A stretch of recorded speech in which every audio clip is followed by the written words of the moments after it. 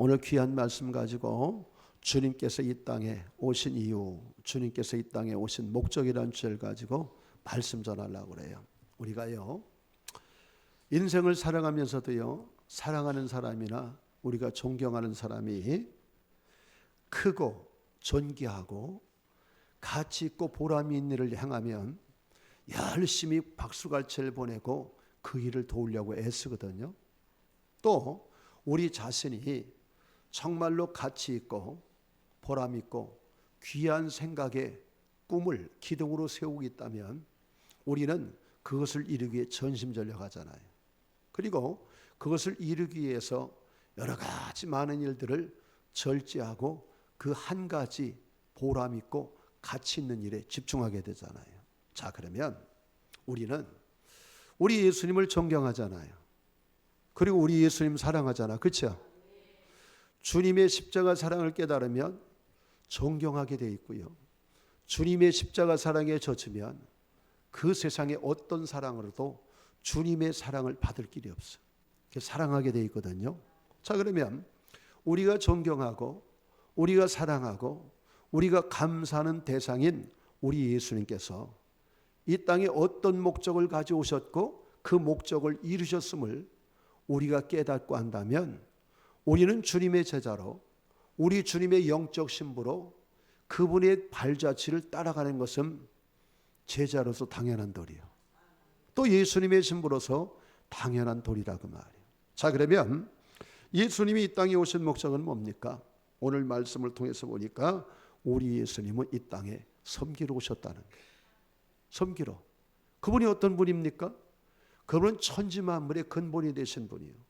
그분은 제2의 성자 하나님이신 분입니다. 그분이 이 땅에 섬김받으러 온 것이 아니고 섬기러 오셨다는 거예요. 자, 그러면 섬기다란 말은 헬라 말로 디아코네오라고 말하는데 낮은 자세, 겸손한 자세로 타인에게 봉사하는 것이 섬기는 거거든요. 근데 여러분, 헬라 원어를 더 깊이 살펴보면요, 이런 용법이 있더라고요. 내가 사랑하는 대상을 위해서 괴롭힘을 받다. 내 자신이 괴로움을 받다.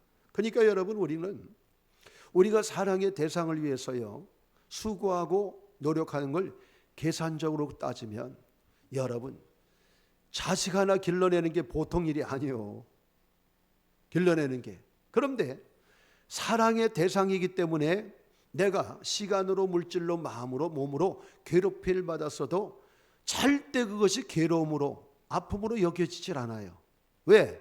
사랑이 그 모든 것을 녹여낼 수 있기 때문에. 그래서 여러분, 섬기다란 말은 그 대상을 위해서 몸으로 마음으로 물질로 괴롭힘을 받다. 이게 섬기다라는 의미더라고요. 자, 그러면 우리 예수님 보세요. 이 땅에 오실 때 가난한 집에 태어났잖아요. 가난한 집에 태어났는데 그것도 장자로. 그러니 우리 아버지가 장자였거든요. 또 우리 큰형이 장자인데 평상시 아버지가 하는 거 보면 이 장자에게 많은 책임을 맡기더라고. 네가 제대로 돼야 동생들 바라보고 따른다. 우리 큰형은 말은 안 해도 세상에 여러분, 내가 휴가 오면 아버지가 또 휴가비 줘야 되고 뭐 해야 되니까 가난한 집에서 힘들다고 3년 6개월 군대 생활하는데 한 번도 휴가 안 나왔어. 한 번도 휴가를 안 나왔다니까요. 그리고 휴가비하고요, 군대 생활하면서 한 달에 5,000원 7,000원 월급 줄 때 20만 원을 막 갖고 나왔다라니까. 막내 동인 나는 매달마다 휴가 나오니까 제발 좀 안 나올 수 있는 방법이 없네. 이게 장자하고 막내가 이게 달라. 장자하고 막내가. 그러니까 우리 예수님께서는요, 장자로 태어났는데 어머니 아버지 가난해. 가난하니까 목수하지요. 부자 같으면 목수 왜 해가 있어요. 그 당시에 여러분, 이 근동에는 목수일과 석수일을 같이 해. 예수님 일하신 나사렛 동네 가보니까 지하에 이렇게 토구를 넓게, 우리 교회 성전만큼 그렇게 제 기억엔 넓은 것 같아요. 근데 저는요, 거기 1시간도 못 있겠어요. 거기서 30세까지 목수 석수 일을 하신 거예요. 그리고 뭐요? 장자니까 동생이 성경에 기록된 것만 4명이잖아. 여러분, 가난한 집에서 석수일로 목수일로 어머니 아버지 모셔야지 동생 거들떠봐야지. 하여튼 태어나면서부터 이집트에서 올라와서부터 계속 섬김의 삶이. 그리고 예수님 공생에 시작할 때 어떻게 됐습니까? 여러분, 예수님의 관심은 늘 잃어버린 자, 가난한 자, 목마른 자, 옥에 갇힌 자, 병든 자, 귀신 든 자. 주님은 계속 말씀을 선포하시고 고치는 사역만 하셨어. 그게 예수님의 3대 사역이 뭐냐? 가르치고 전파하고 치료하는 사역. 예수님의 3대 사역이 그거였다니까. 그 예수님께서는요, 일생에 우리 주님께서 하신 일이 뭡니까? 섬김의 일을 했다 이 말이요. 그러므로 우리 주님께서 뭐라고 말합니까? 우리 주님 마태복음 11장 28절로 29절에 수고하고 무거운 짐자들아 다 내게로 오라. 내가 너희를 쉬게 하리라. 나는 마음이 온유하고 겸손하니 나의 멍에를 메고 내게 배우라. 그리하면 너희 마음이 쉼을 얻으리라. 우리 주님께서 이렇게 섬김의 삶으로 지금도 초청하고 계셔서 성령으로 오셔서 저와 여러분을 섬기고 계시잖아요. 자, 그러면 여기서 요한복음 13장 4절로 5절 같이 읽어보겠습니다. 요한복음 시작. 저녁 잡수시던 자리에서 일어나 겉옷을 벗고 수건을 가져다가 허리에 두르시고 이에 대야에 물을 떠서 제자들의 발을 씻으시고 그 두르신 수건으로 닦기를 시작하며 아멘. 우리 주님 마가다락방에서 성만찬을 하시는 도중에 허리에 수건을 두르고 우리 주님께서 대야에 물을 떠다가 제자들의 발 씻었잖아요. 그분이 누구요? 네? 그분이 하나님이요. 이 땅의 구원자 메시아로 오신 하나님이 피조물들의 여러분 먼지 묻은 때 묻은 발을 씻어줬잖아요. 그러면서 주님 뭐래? 내가 이렇게 너희의 발을 씻겼은즉 너희들도 남을 섬기는 자의 삶을 살으라고 우리 주님이 그렇게 말씀해 주셨잖아요. 그러므로 마태복음 5장 16절에 보니까 이같이 너희 빛을 사람 앞에 비치게 하여 저희로 너희 착한 행실을 보고 하늘에 계신 아버지께 영광 돌리게 하라. 그러니까 여러분, 우리는 예수 믿는 우리 서로가 또 믿음이 연약한 지체나 믿지 않는 지체들에게 살아계신 예수님 보여주는 방법이 뭡니까? 우리가 선한 행실, 착한 행실로 교우와 이웃을 섬길 때에 그들의 착한 행실을 통해서 하늘에 계신 하나님, 우리 주님을 보게 된다는 사실이에요. 주님이 원하는 게 뭡니까? 우리의 착한 행실, 선한 행실을 통해서 교회와 가정과 세상에서 너희가 나의 신부로 나의 제자로 나를 좀 나타내고 보여주는 삶을 살라고 원하는 것이 주님의 뜻이에요. 자, 그러면 여러분, 성경을 살펴보면요, 정말 주님의 마음을 가지고 나누고 베풀며 섬기며 산 사람들, 하나님께서 30배, 60배, 100배, 1000배로 채워주신 일이 창세기부터 계속 넘쳐나. 몇 가지 예를 들어볼게요. 열왕기하 4장 8절로 10절. 열왕기하 시작. 하루는 엘리사가 수넴에 이르렀더니 거기에 한 귀한 여인이 그를 간구하여 음식을 먹게 하였으므로 엘리사가 그곳을 지날 때마다 음식을 먹으러 그리로 들어갔더라. 여인이 그의 남편에게 이르되 항상 우리를 지나가는 이 사람은 하나님의 거룩한 사람인 줄 내가 아노니 청하건대 우리가 그를 위하여 작은 방을 담위에 만들고 침상과 책상과 의자에 촛대를 두사이다. 그가 우리에게 이르면 거기에 머물리다 하였더라. 아멘. 보세요. 네? 이스라엘은요, 돌이 많아서 돌로 집을 짓지만은 지붕은요, 갈대 같은 거 종려나무를 이겨서 지붕을 그렇게 덮어요. 화재가 나고 하면 뭐 뜯어내고 해야 되니까 여러분 그렇게 짓는 경향이 있거든요. 그런데 우리 예수님께서요, 그 예수님의 제자요, 하나님의 제자인 엘리사가 복음을 전파하고 말씀을 전하러 수넴 지역을 지날 때마다 한 귀한 여인이, 그러니 그 당시엔 지붕이 평평하니까 그 지붕 위에다 게스트하우스를 진 거야. 그러면 귀한 여인이라고 말했는데 부자라고 산다고 해서 귀하고 물질이 좀 어렵다고 천합니까? 그건 아니거든요. 그 사람이 귀한 여인이라고 성경에 말한 것은 그의 행실과 살아가는 삶의 모습이 귀한 삶을 살았다 이 말이에요. 그래서 귀한 여인이라고 말한 거거든요. 그 삶이 뭐냐? 하나님의 종이 수냄 지역에 복음 전하러, 말씀 전하러 갈 때마다 그 집에 자주 들렀어. 그 집에 가면 마음이 편했다는 얘기요? 불편했다는 얘기요? 그렇지. 마음에 가면 내 집 간 것 같이 편하니까 자주 들른 거예요. 저도요, 그런 분이 한 분도 없지만 어디 부흥회 가서도요, 이게 섬기는 자세가 딱 보면 알잖아. 불편하면 그냥 안 먹고 싶어. 시험 들까 봐 억지로 먹어주지만. 그러니까 여러분, 이렇게 섬김의 삶을 사니까 이분이 이 음식을 섬김받고 뭐 하겠어? 복음 전하고 말씀 전하고 생명 섬기고 생명 살리잖아. 그러니까 하나님께서 뭐며? 그가 부자로 사는데 나이가 많아. 나이가 많은데 자식이 없으니까 부자로 살면 더 허전하다네. 그러니까 하나님이 아들 주셨는데 그가 젖될 무렵에 열사병, 일사병이 걸려서 세상을 떴어요. 그런데 엘리사가 그를 살려줬잖아요. 7년 동안 기근이 들었을 때에 이 수냄 여인이 블레셋 지역에 피난가 있었거든. 그런데 하나님께서 여호람 왕의 마음을 감동시켜서 7년 동안 농사를 짓지 못한 거 하나님이 국가를 통해 다 보상해 줬잖아요.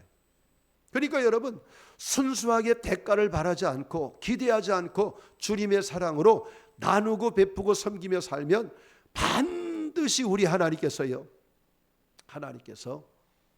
채워주셔. 몇 배로? 30배, 60배, 100배, 1000배, 만배로. 여러분들도 그런 경험을 많이 했지만 앞으로도 계속하게 되길 주의 이름으로 축원합니다.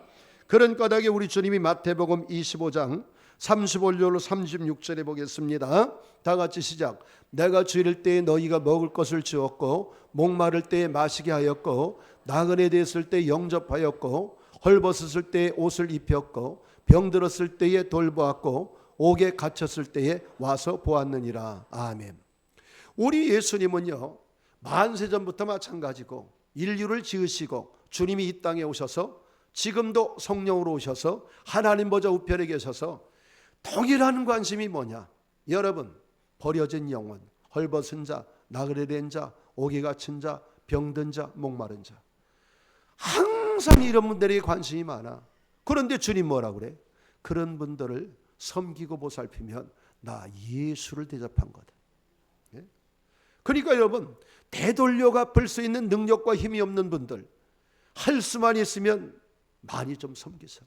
빚은 내지 말고 하나님이 내게 주신 형편한 돈에 의해서 되갚을 수 있는 능력이 없는 사람들을 많이 섬겨. 그분들이 작은 예수요. 작은 예수요. 작은 예수. 그러면 그런 분들을 섬기고 돌보는 것이 곧 나 예수를 섬긴 거다. 그들이 양이다.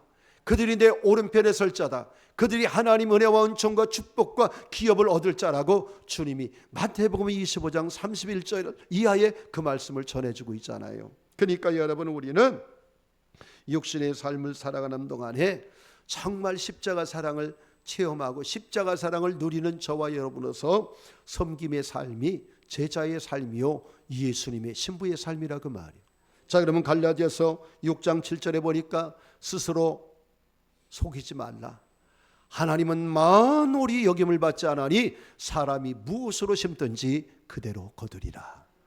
두 번째, 주님이 오신 목적은 뭐예요? 자신의 생명을 대속물로 주려고. 자신의 생명을 대속물로 주려고 45절 중반절에 보니까 도리어 섬기려 하고 자기 목숨을 많은 사람의 대속물로 주려 함이라. 참, 여러분, 대속물은요, 여러분, 다른 사람을 이와 같은 형편과 처지에서 건져내는데 대신 치르는 물질이 대속물이에요. 네 가지 경우인데요. 죽음에서 건져낼 때에 죽음에서 건지는 비용, 그 다음에 질병을 치료할 때에 그 사람을 질병을 치료해서 건강을 회복시켜주는 비용, 그 다음에 여러분, 정말로 죗값을 치러야 돼. 무기징역 나오려면 이 정도 돈을 배상금 내야 돼. 그럴 때 치러주는 돈. 그 다음에 여러분, 원수에게 붙잡혀갔어. 노예로 끌려갔어. 그 사람을 다시 되찾아올 때 들어오는 비용. 이게 바로 여러분, 요때 들어가는 비용을 대속물값, 속량의 값이라는 거예요. 자, 그러면 요즘 제가 부흥에 가서 시편 49편을 강의하면 성도들이요 우는 사람들이 많더라고. 시편 49편 집에 가서 묵상해 보세요. 여러분, 부자 중에 삼성그룹 이재용이가 그 많은 재산을 죽을 때까지 지키고 또 모으고 또 모으고 또 모아서 비용을 마련할지라도 너의 죄를 속량해서 멸망의 지옥에서 천국으로 옮기는 그 속량의 값이 너무너무 엄청나서 영원히 마련할 수가 없어서 주님이 은혜로 공짜로 선물로 구원 줬대. 그게 고라자손이 하나님의 은혜의 구원에 감동받아서 지어바친 시요. 예? 너무너무 값이 엄청나서. 그러니까 여러분, 죄송해요. 왜 예수님을 속량물, 대속물이라고 말합니까?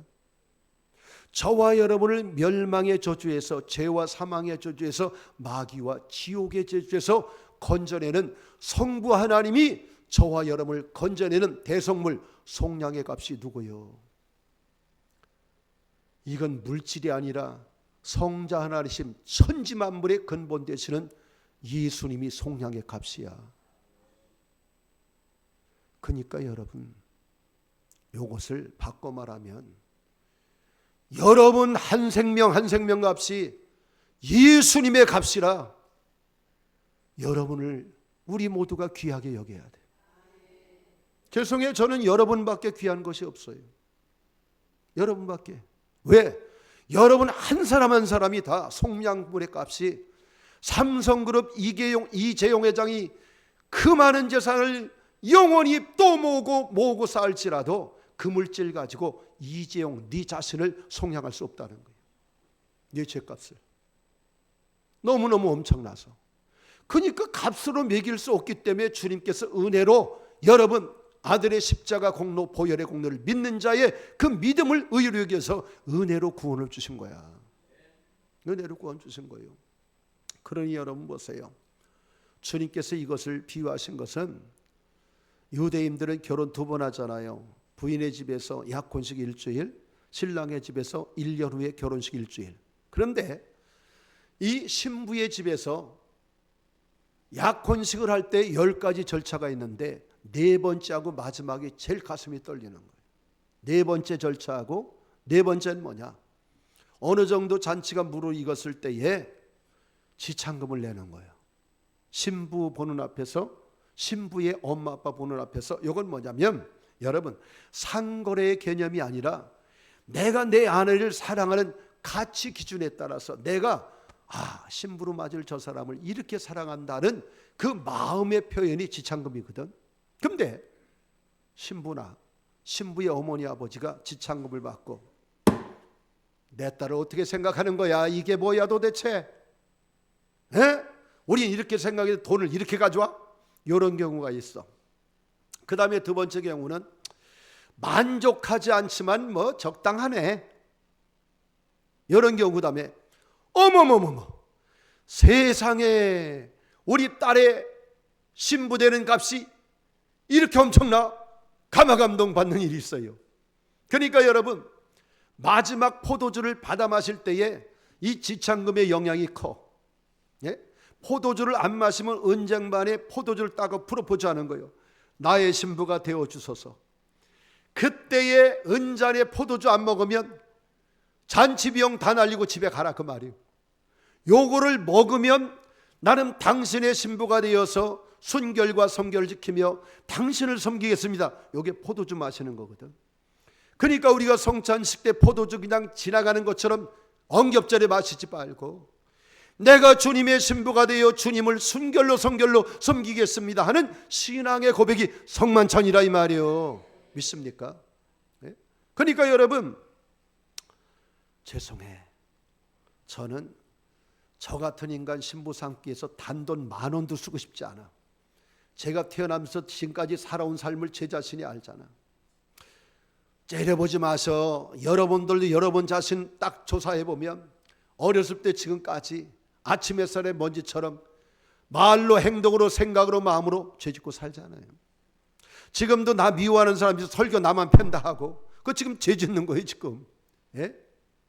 그러니까 여러분, 우리 같은 이 인생을 신부 삼으려고 하나님이 주신 지창금이 아들 예수야. 아들 예수. 예? 감동이 안 와. 나는 나 같은 거, 여러분 자신 같으면 신부 삼겠어? 저는 안 삼아요. 그런데 거룩하시고 성결하시고 존귀하신 그 주님이 신부 삼으려고 지창금을 내셨는데 자신의 생명을 지창금으로 냈다 이 말이요. 이 사랑이 여러분 가슴에 적시길 축원해요. 지창금으로 생명 주시려고 주님이 이 땅에 오신 거예요. 이게 성탄의 의미야.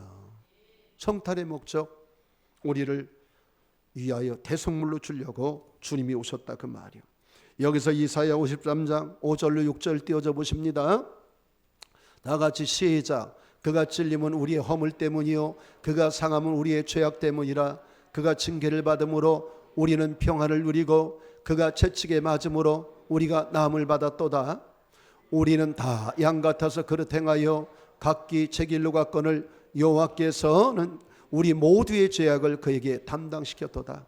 성부 하나님께서 죄 없으신 성자 하나님이신 예수님을 여러분 찔리고 찢어지고 째지고 다 으깨진 것이 뭡니까? 저와 여러분의 죄와 허물 때문이라는 거예요. 그러므로 여러분, 우리는 대성물로 이 땅에 와주신 주님 절대 우리는 배신하면 안 돼요. 의를 지키는 거, 우정을 지키는 게 그게 예수님의 친구. 늘 말씀하잖아요. 주님께서 십자가의 대성물로 주신 건 뭡니까? 우리를 하나님의 자녀, 우리를 예수님의 신부, 주님의 친구 삼으려고. 친구가 뭡니까? 어떤 환경에서도 변치 않는 사람, 그 사람이 주님의 친구예요. 주님은 어떤 환경에도 변치 않고 성령으로 우리 마음 가운데 와 계시잖아요. 세 번째로는 여러분, 잃어버린 자를 찾아 구원하려고. 잃어버린 자를 찾아 구원하려고. 그러니 우리 요한복음 6장 38절로 39절 다 같이 읽어보면 시작. 내가 하늘에서 내려온 것은 내 뜻을 행하려 함이 아니요 나를 보내신 이의 뜻을 행하려 함이니라. 나를 보내신 이의 뜻은 내게 주신 자 중에 내가 하나도 잃어버리지 아니하고 마지막 날에 다시 살리는 것이니라. 아멘. 그러니까 여러분, 에베소 4장 2절로 4절에 주 안에서 여러분 하나가 되려면, 주님 안에서 하나가 되려면 사랑 안에 녹아진 네 가지 양념, 네 가지 레시피가 있어야 교회가 하나 돼요. 왜 하나 됩니까? 여러분, 주님의 뜻이 한 생명도 잃어버리지 않고 주님 재림하시는 날에 다 살려서 천국으로 인도해 되기 때문에 그래요. 네? 그게 우리 주님의 애절한 소원, 피 끓는 소원, 간절한 소원. 여러분, 자식 열났다고요. 하나 잃어버리면 내가 그거 잊어버리고 삽니까? 죽을 때까지 그 잃어버린 자녀는 내 가슴에 터널처럼 뚫려서 있다 이 말이에요. 그게 하나님 마음이에요. 예? 우리 주님의 뜻은 주님의 재림하시는 날에, 심판의 날에 하나님께서 아들에게 주신 자마다 한 생명도 잃어버리지 않는 거예요. 그래서 여러분, 우리는 온유와 겸손과 인내와 관용, 이게 하나님 되는 비결이에요. 여러분, 우리가 살아갈 때에 내 아내 내 남편이 범사에 마음에 듭니까? 목사가 늘 마음에 듭니까? 목사는 성도가 늘 마음에 듭니까? 성도는 성도가 마음에 듭니까? 내 인생도 내 마음에 안 드는데 다른 환경 속에 살아온 저 사람이 어떻게 내 마음에 꼭 맞냐 그 말이에요.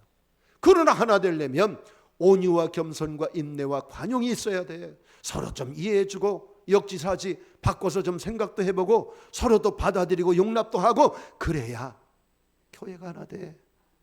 그래야 영혼을 잃어버리지 않는 거예요.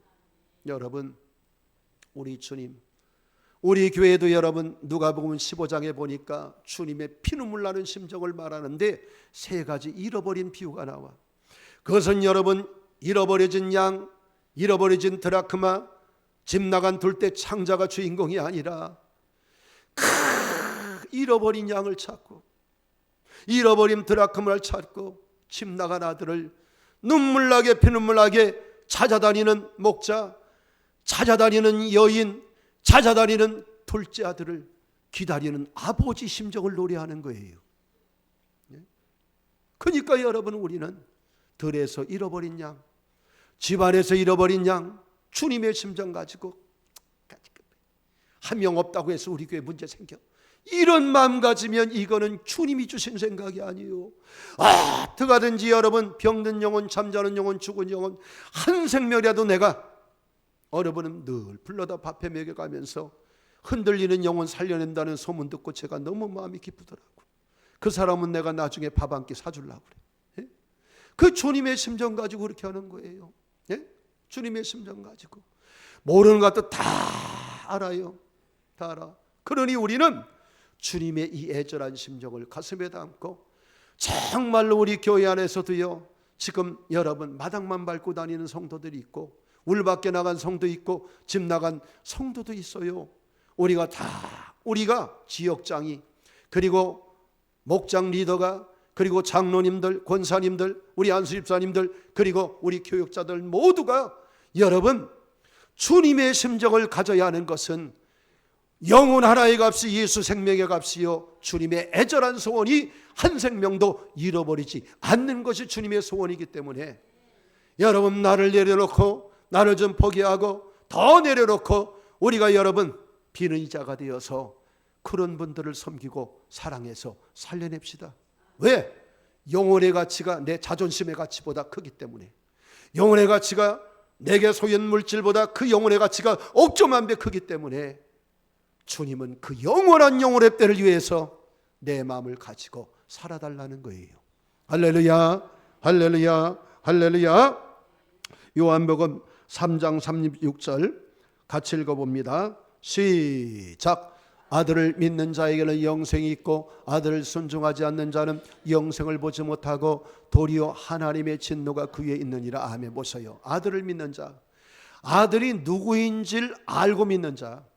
여러분 아무렇게나 누구나 믿는다고 구원받는 게 아니에요. 네? 아들을 믿는 자는 영생이 있대. 영생이 있는 자는 주의 말씀에 순종한대.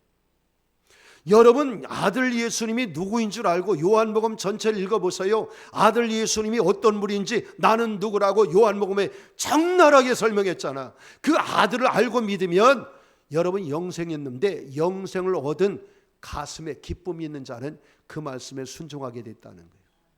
그래서 순종 안 하는 건 믿지 않는 자라는 거예요. 뭐 아무나 여러분 교회 나온다고 다 구원받는다, 저 그런 얘기 못해요. 네? 주님 뭐라고 말합니까? 청함받은 자 많은 자, 택함받은 자 적다고 그랬잖아요. 두 사람이 같이 맷돌 갈다가 한 사람 데려감을 당하고 한 사람 버려둠을, 두 사람이 같이 밭을 갈다가 한 사람은 버려둠을, 한 사람은 여러분 데려감을. 주님도 50%를 말하고 있어요. 50%를 말하고 있어요. 그러므로 여러분 아들을 믿는 자는 영생이 있는데, 영생이 있는 자는 그 열매와 증거가 뭐냐? 주님의 말씀에 순종한다는 거예요. 순종한다는 거예요. 그럼 우린 말씀의 거울에 내가 구원받은 자인지, 영생이 있는 자인지 없는 자인지, 내가 마음으로부터 주님 말씀에 순종하는지, 내가 행동으로 순종하는지, 여러분 그것이 영생의 열매예요. 마음이 무거워지시는 것 같으네.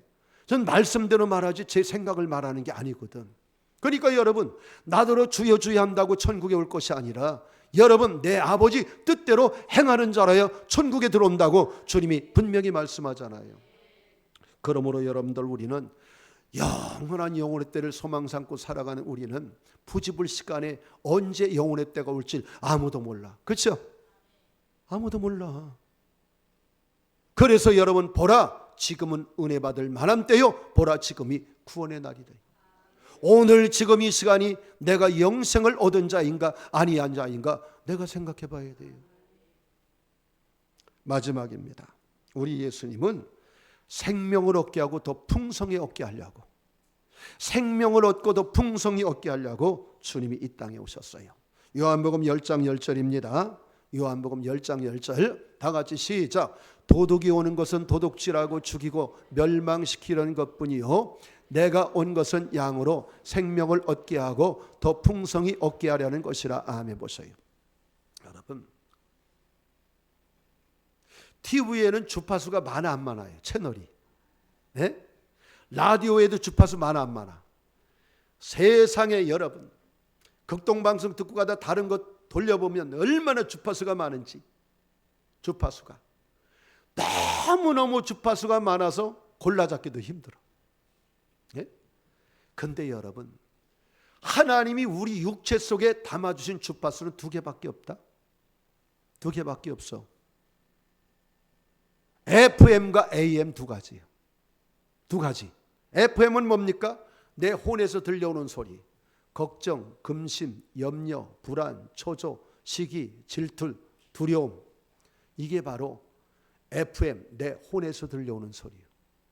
우리 육체 속에는 항상 2가지 소리가 있어요. 영의 소리는 뭡니까?